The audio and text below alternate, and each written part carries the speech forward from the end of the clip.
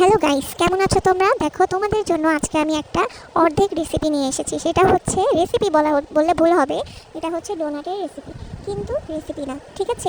আমি আসলে এখানে যে আটাটা দেখছো একদম ফুলে ফেপে তিন ডাবল হয়ে গিয়েছে, এটা কিন্তু ডোনাটের আটা, ঠিক আছে? তো এটাকে আমি কিছু মশলাপাতি দিয়ে ম্যারিনেট করে রেখে দিয়েছিলাম 1 ঘন্টার মতো। 1 ঘন্টা পরে দেখি এটা এত বেশি হয়ে গিয়েছে যে আমার বাটিতে আর ধরছে না।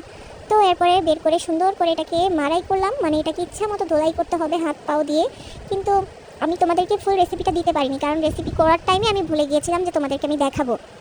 বুঝতে পেরেছো? তো আমি পরে আমি ভাবলাম যে থাক, তোমাদেরকে অর্ধেক রেসিপিটা দেই, আর তোমরা যদি চাও যে আমি রেসিপি দেই তাহলে তোমাদেরকে আমি নেক্সট একটা ভিডিও বানিয়ে দেখাবো, ঠিক আছে? তো আমি ডোনাটগুলো সুন্দর মতো ডোনাটের শেপে কেটে নিয়েছি, দেখো। আর এটা পারফেক্ট হয়েছে, এটা বুঝবাই হচ্ছে ডোনাটের উপরে হাত দিবা, মানে কাঁচা ডোনাটের উপর হালকা ট্যাপ করলে দেখবা ওইটা আর ভিতরে ঢুকে যাচ্ছে না, সুন্দর মতো ফুলাই আছে। তো ওইটাই পারফেক্ট ডোনাট হয়েছে। এরপরে তুমি হালকা কুসুম গরম তেলের মধ্যে দিয়ে ডোনাটটাকে এপিট ওপিট লাল লাল করে ভেজে নিবা। আর ডোনাটের সাইডে যে হোয়াইট মার্কটা দেখছো, এইটার মানেই হচ্ছে ডোনাটটা পারফেক্ট হয়েছে। যদি তোমাদের ডোনাট পারফেক্ট হয় তাহলে এরকম হোয়াইট মার্ক আসবে, ওকে? আর এই রেসিপি যদি তোমরা চাও অবশ্যই কমেন্ট করো, আমি তোমাদের জন্য আবার এই রেসিপিটা বানাবো, ওকে?